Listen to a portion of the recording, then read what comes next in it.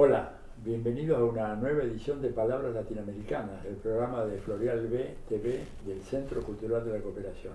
En esta ocasión estamos con Jorge Fonseca, profesor de Economía Internacional, profesor de la Universidad Complutense de Madrid, un economista distinguido que ha hecho aportes interesantísimos para el conocimiento de la realidad latinoamericana. Jorge, bienvenido a este programa. Un placer, mucho gusto, Atilio. Gracias por la invitación. Bueno, no puedo dejar de comenzar esta entrevista preguntándote acerca de tu tan afamada intervención, cuando tú le pusiste los puntos sobre las IES al ministro Duhovne, cuando vino a España precisamente a pedir que los inversionistas de acá y de Europa fuesen a invertir en Argentina. Te aseguro que tu comentario causó sensación en el país. Contanos un poquito para la gente que tal vez no lo vio, qué fue lo que pasó. Bueno, realmente Duhovne vino aquí con otros ministros y en compañía incluso del ministro de Hacienda de España, se puso a tratar de convencer a empresarios y digamos también académicos que había en la sala de que Argentina tenía un potencial en el que había que creer, el que había que confiar y que por lo tanto les invitaba a invertir. Entonces, claro, en la fase, al margen de eso, habló de cuestiones de pobreza que, digamos, eran una falacia. Y entonces, en la fase de preguntas, yo me limité a trasladar una pregunta, no, en realidad eran dos, una referida de cuáles eran los criterios de la estimación de la pobreza, que le decía que no eran correctas, y por otra parte también de que cómo esperaba él de que los inversores fueran a Argentina, que confiaran en Argentina si él y los restos del gobierno no confiaban porque tenían su patrimonio en el exterior, incluso en cuentas offshore en paraísos fiscales. Fue gracioso, porque yo creo que en realidad la mayor parte de esta cuestión fue la reacción que él tuvo, porque esta pregunta era a través de un moderador, y el moderador que le hace esa pregunta, le dice, yo tengo que hacer una pregunta que es incómoda, ¿no? Y le hace la pregunta, le transmite las preguntas que yo había hecho por escrito, y él se queda un minuto en silencio, y después del minuto, o 40 segundos al menos, y después de ese silencio dice, perdón, ¿me puede repetir la pregunta? Entonces es una carcajada general, porque claro, la gente no es tonta, se daba claramente cuenta que no quería contestar, y no, es que no podía.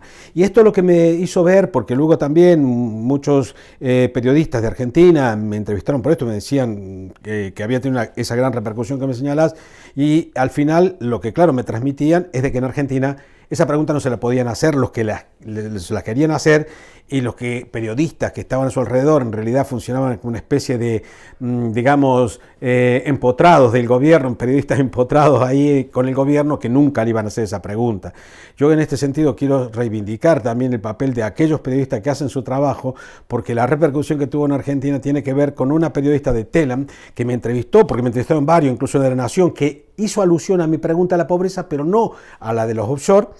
Y de Telam sí que lo hizo, y al distribuirse en todos los medios, a la media hora yo tenía, digamos, un montón de peticiones de entrevista. Pero esto también creo que es bueno utilizarlo para explicar el uso de los medios de comunicación, que en realidad son medios de manipulación de la conciencia ciudadana, de la conciencia de los argentinos, y qué es lo que le ha permitido ganar las elecciones a Macri engañando con una serie de argumentos que eran muy distintos a los que él defendía años atrás. Antes de la campaña electoral, él decía que había que bajar salarios, decía que no podía ser de que, digamos, tuviésemos... ¿Bajar salarios? No decía que había que bajar salarios. Años atrás lo dice, años atrás lo dijo, pero hasta la campaña electoral, en la campaña electoral ya dice todo lo contrario, ¿no? A eso me refiero, que es capaz de manipular para que se oculte lo que decía unos años atrás, y está grabado, está en internet, entonces se busca y se encuentra.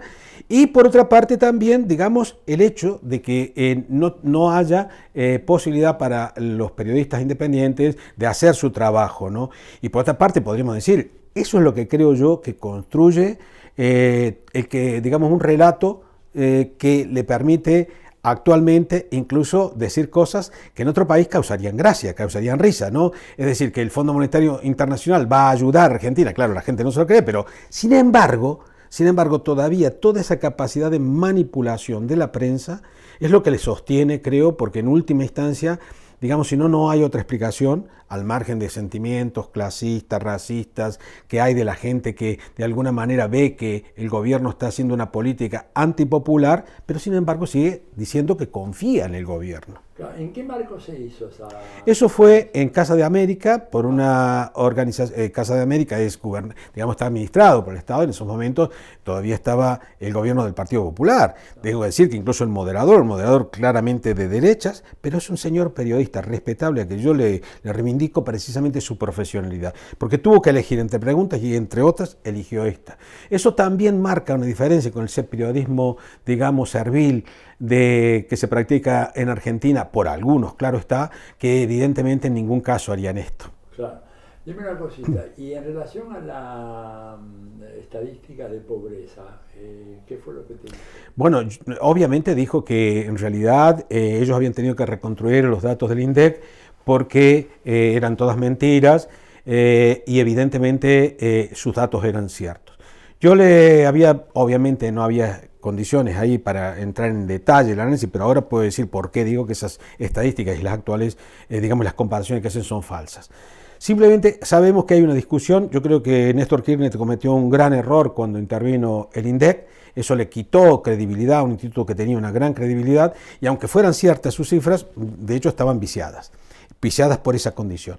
Y en cualquier caso, lo que, digamos, se ha usado, la oposición, yo por eso le usé la oposición como referencia creíble, eran los de la UCA, la Universidad Católica Argentina, que hace desde tiempo estimaciones. Y los datos de la UCA, bien analizados, dicen de que la pobreza, insisto, bien analizados, dicen que la pobreza en aquel momento no podía ser mayor del 22%. ¿Y por qué digo dicen indirectamente? Porque la UCA pone los datos al 31 de diciembre de 2015, que es cuando ya se había vivido el impacto de la devaluación de Macri, que asume el 10 de diciembre, pero que en realidad se había anticipado en el momento que gana, que todos aumentan los precios. Entonces yo hago un ejercicio de cálculo teniendo en cuenta cuál es la estimación que hace la UCA, también tomo como referencia el Banco Mundial, y entonces digo que la estimación, si es cierta la estimación que ellos hacen, que en el 2015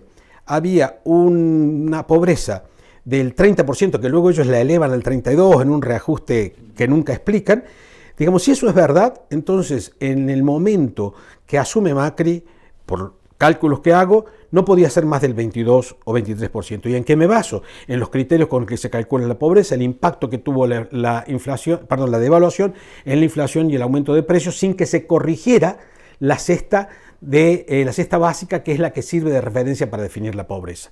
Es decir, tomando incluso esos datos, los de ellos, no los que llevaba el gobierno anterior, no podían ser más del 22, 23%, una estimación que siempre está sujeta a, digamos, a matices, pero evidentemente no podía ser. Entonces ellos necesitaban elevar la pobreza para luego decir que la bajan. En realidad ahora dicen que está el 28%, que no se puede creer bajo ninguna manera. El 28% en todo caso actual, que se refiere a abril, ni siquiera es cierto, pero es que después de la devaluación reciente, sin que se hayan ajustado los salarios, tenemos que pensar en una pobreza que yo estimo en torno al 40% por lo menos actualmente. Estoy calculando así un poco ojo de buen cubero que podíamos estar en el 35, bueno, 36, pero evidentemente, no, pero son 4 o 5 puntos. Sí, pero insisto que es muy difícil saberlo, y además tenemos que tener en cuenta que las estimaciones que se hacen sobre todo son para Buenos Aires, y obviamente la realidad de Argentina es muy diversa en las distintas regiones, ¿no? Por lo tanto, hay lugares donde efectivamente será más del 35 y en otros estará más cerca del 40, e incluso en un abanico todavía más amplio.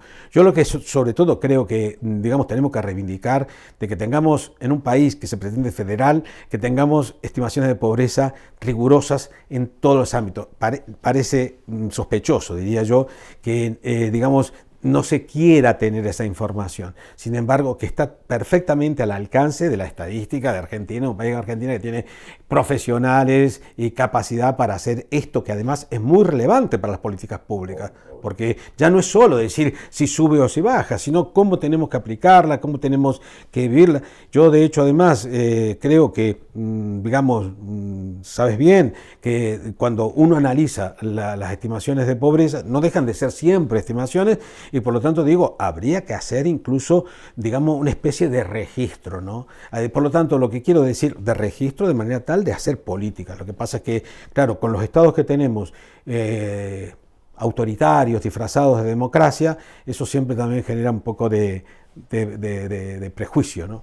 Jorge, porque además otro de los problemas que hay es que a veces se trabaja mucho con la línea de pobreza por ingresos, pero nada se dice acerca de un sector que está, supongamos, en un 2 o un 3 o 5% por encima de esa línea. Ese sector que es no pobre ya. Mira, es muy interesante esta observación porque yo en una época me dediqué a hacer una especie de seguimiento en el caso de Chile, no de Argentina, de que había logrado reducir la pobreza. ¿Cómo la logró reducir la pobreza? Era una estrategia, digamos, de maquillaje estadístico. Es decir, conseguían precisamente, permanentemente, que el salario mínimo o el ingreso mínimo fuera un peso más que el umbral de la pobreza. Y obviamente, estar 3 pesos por debajo o por encima del nivel de la pobreza no te cambia en absoluto, sobre todo cuando estamos hablando de una familia. Por lo tanto, efectivamente, por eso los análisis que se hacen más completos se refieren a la pobreza estructural. Y si nosotros tenemos eso en cuenta, yo escribí un artículo que salió incluso en página 12, pero ahí se llamaba Dignidad contra Expolio, en donde analizo, y también salió aquí en un diario público, analizo, digamos, o menciono, no analizo porque tomo otros datos, de cómo afecta, por ejemplo, los jóvenes. El 60% son pobres. El 60% de los jóvenes son pobres de alguna dimensión, no en un sentido necesariamente de ingresos. Es decir, estamos hablando de chicos en donde en un país que produce alimentos para 450 millones de habitantes, 1 de cada 10 tiene hambre.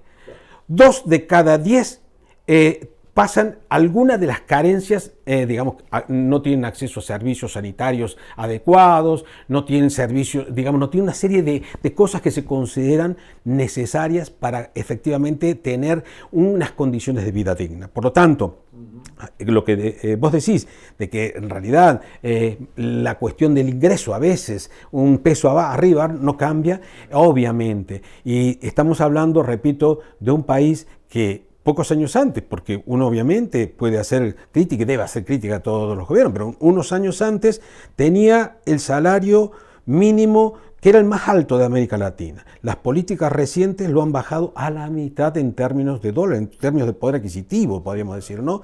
Y eso también repercute en el ingreso y acentúa la pobreza por ingreso, pero también la estructural. Ahora, Jorge, vos sos un experto en economía internacional, manejas mucha información comparativa. ¿Crees que un caso como el de la Argentina, con una política como se está siguiendo ahora, con una inflación desbocada, con tasas de interés que están bordeando el 70%, con lo cual creo que es un récord mundial, un endeudamiento feroz en un plazo de 2 años y medio que compromete a 100 años la deuda pública de este país? ¿Vos crees que esto es viable, que se puede sostener y sobre todo si se puede sostener en un marco democrático? Bueno, yo creo que en primer lugar hay que recordar que la democracia argentina hoy es una democracia de mínimos, ¿no? Yo le he llamado democradura ya. Muy buena, es una mezcla de me gusta. Y Exacto. dictadura con una creciente tendencia a avanzar más por la destrucción del Estado de Derecho, avanzar en la dirección de una dictadura. Si a eso le añadimos, es decir, que al margen de la especificidad, digamos, autoritaria que tiene este gobierno, estamos hablando de un país en donde se ha matado gente por la espalda cuando huía, en el caso de un delincuente, o a Rafael Nahuel, que se lo mató también por la espalda en una represión, y que luego los miembros del gobierno, incluido el presidente, van y elogian esa actuación represiva. Es una especie de alguna manera, apología de la violencia y del delito, del terrorismo casi, ¿no? Pero a eso también hay que añadirle de que vivimos en un momento en donde el neoliberalismo es para mí el totalitarismo perfecto. Es decir, es un simulacro de democracia mundial con parlamentos decorativos, pero al final las órdenes las da o el FMI o el Banco Central Europeo, que de hecho así es lo que ocurre en Europa. Lo que le está ocurriendo a Argentina le ocurrió a Grecia. A Grecia le hicieron vender islas y patrimonio cultural para hacer frente a la deuda. Y el nivel de empobrecimiento que ha bajado el PIB un 30% es posible el futuro que le depare a Argentina si sigue con esas políticas de Macri. Yo digo que las políticas de Macri son exitosas para su objetivo. Su objetivo, igual que la dictadura, es por supuesto devolverle a la clase capitalista, sobre todo a la más concentrada, su tasa de ganancia. Recordemos, lo citaba también este artículo, pero están muchos datos ahí, ¿no? Pero citaba que, por ejemplo, la dictadura logra en prácticamente 2 años bajar la participación de los salarios, que era alrededor del 50%, la baja al 30%. Qué curioso, eso mismo ocurre prácticamente con la dictadura, digamos que de Roca Perón, que también estaba en el 50% y también se baja al poco tiempo al 30%. Este es el objetivo de estos gobiernos de derecha, de extrema derecha, porque yo creo que el de Macri, disfrazado con esa demagogia de buenismo, es un gobierno de extrema derecha en lo político y sobre todo en lo económico.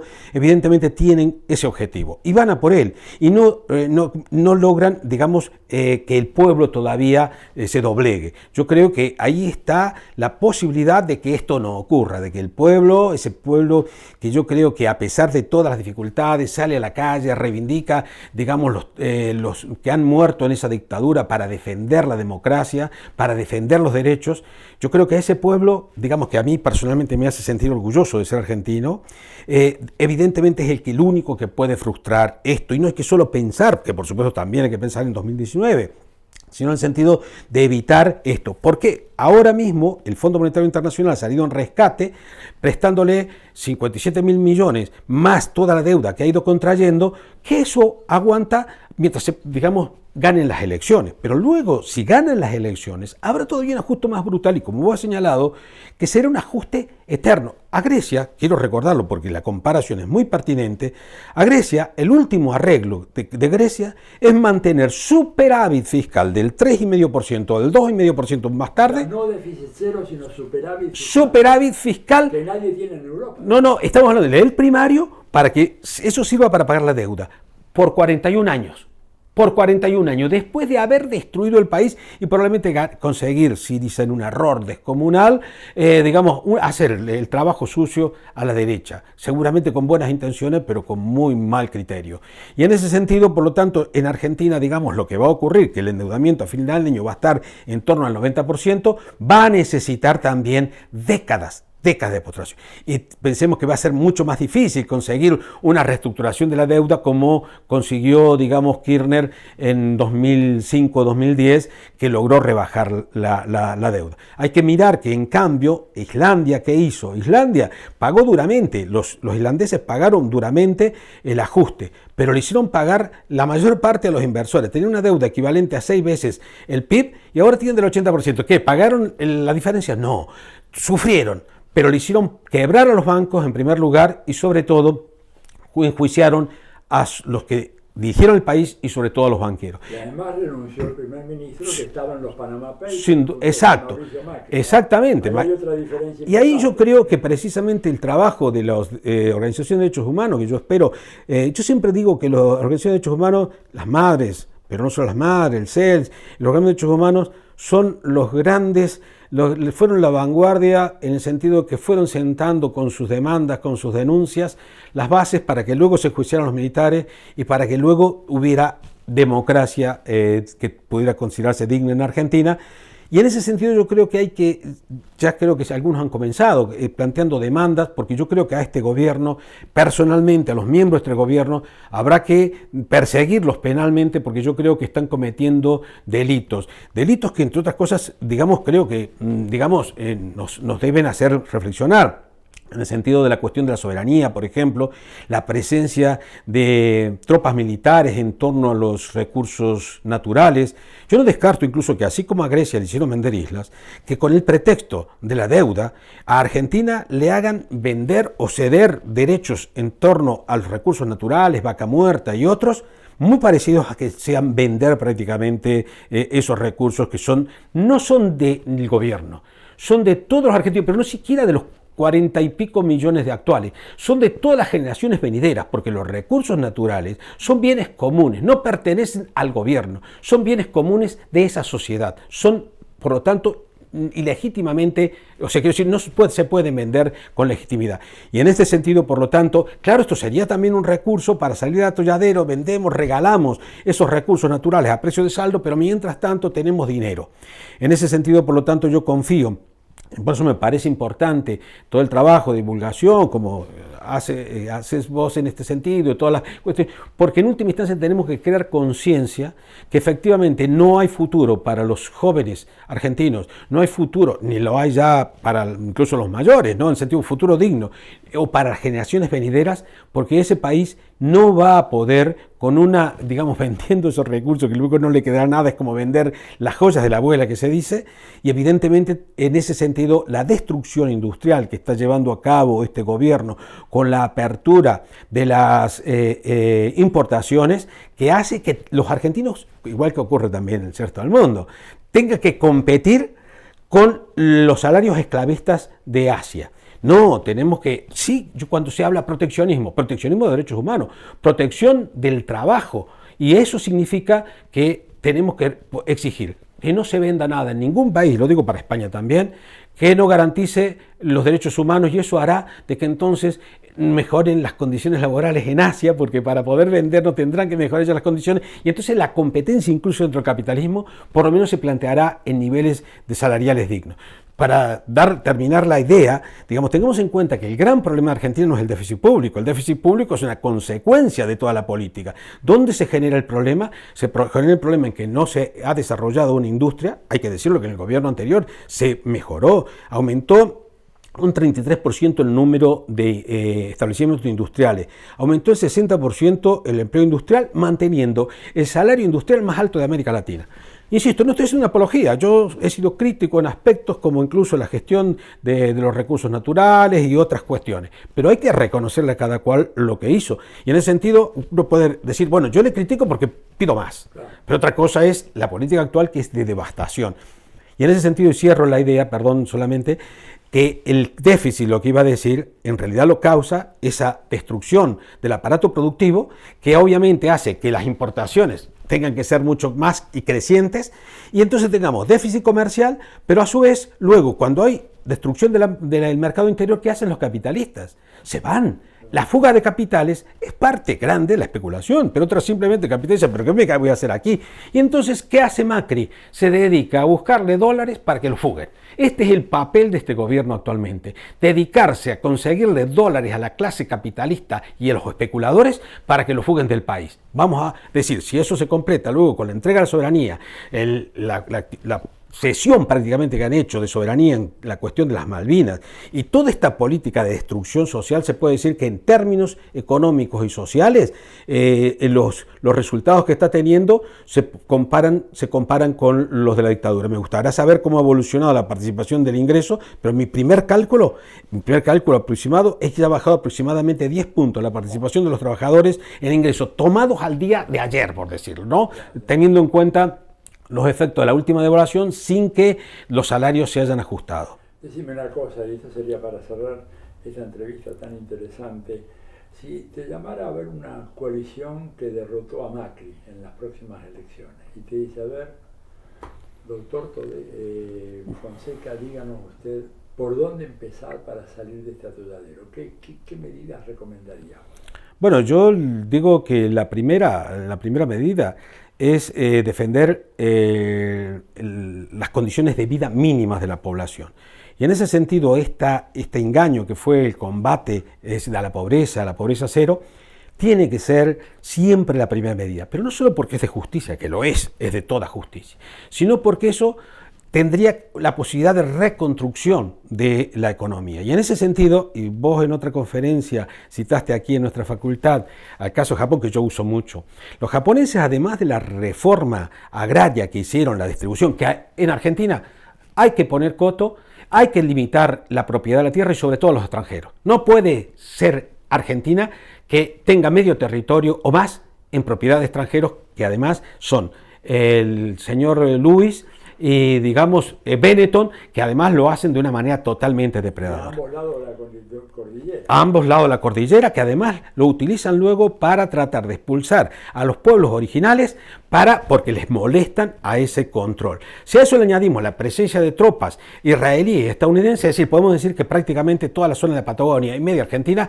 ha dejado de ser Argentina. Hay que recuperarla, primera cuestión. Y por lo tanto, a partir de esta cuestión de reconstrucción de la soberanía y también del trabajo, hay que decir, bueno, aquí vamos a proteger el trabajo. ¿Y eso qué significa? Lo que decía antes, poner restricciones a la entrada de productos importados que no respeten los derechos humanos. Y a partir de ahí, esa limitación, cueste lo que cueste, vamos a tener posibilidad de crear empleo industrial argentino que sea competitivo y luego establecer una política que vaya siendo crecientemente de mejora, desarrollo tecnológico propio, que Argentina ha conseguido grandes logros en ese sentido, pero cuando lo ha conseguido se han vendido, el caso de ARSAT y de otras cuestiones que se puede decir punto. Y luego, por supuesto, con una reforma fiscal que nadie ha hecho. En eso yo he sido crítico también con el gobierno anterior, porque estaban bien las retenciones, son necesarias las retenciones porque no solo permiten un ingreso al Estado, sino que también evitan que los precios de los productos de alimentos se encarezcan tanto, que si los exportadores pueden exportarlo a 100, no lo van a vender al mercado interior a 20, entonces el trigo, la carne, etcétera, va a ser todo muy caro y van a dejar de producir trigo y carne si la soja es más alta. Es decir, es imprescindible, pero no puede ser que el 25% de los ingresos públicos estuviesen en retenciones. Hay que gravar a las rentas de capital, hay que gravar la riqueza acumulada, hay que pedir que se justifique la riqueza acumulada, el origen. Hay que acabar con la prescripción fiscal de pocos años que permite que puede ser un delincuente durante unos años y luego que prescribe ya nadie te lo puede reclamar. Hay que, por lo tanto, reconstruir el sistema jurídico, hay que hacer una limpieza en el sistema judicial que es, digamos, un aparato al servicio de la clase dominante, no hay una justicia equitativa. Hay que hacer políticas que en última instancia signifiquen la democratización en todos los órdenes. No puede ser que los empleados públicos entren y sean despedidos como ahora.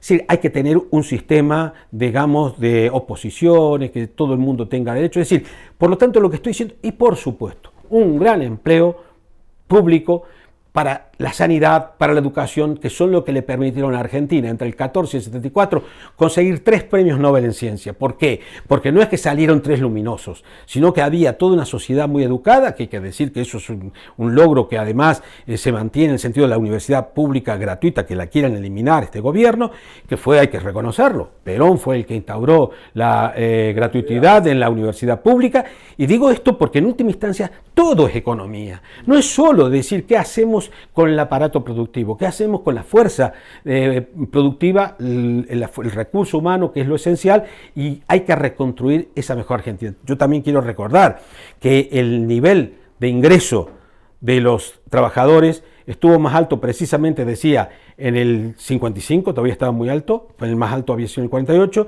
y en el 74.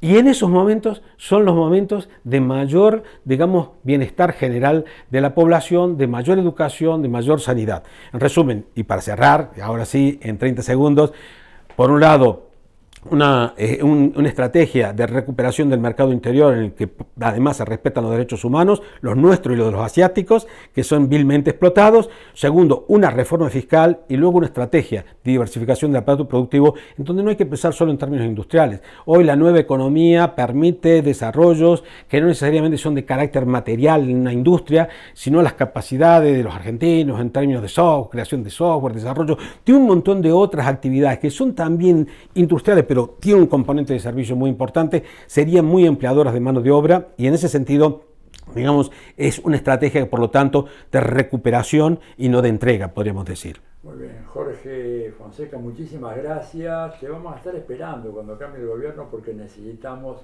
ideas como esta que nos has venido dando para nuestro programa. Muchas gracias y hasta muy pronto. Ha sido un placer y muchas gracias a vos por esta invitación de comunicarme con los argentinos. Muchas gracias.